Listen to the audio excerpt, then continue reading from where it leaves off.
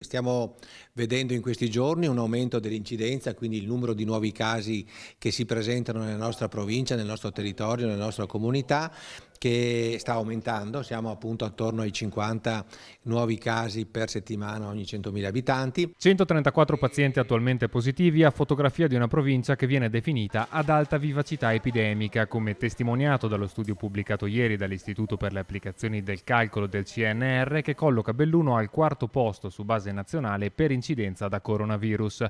12 i ricoveri, di cui 8 tra i cosiddetti Covid per caso, ossia pazienti ricoverati per altre patologie ai quali viene poi diagnosticata la positività al virus.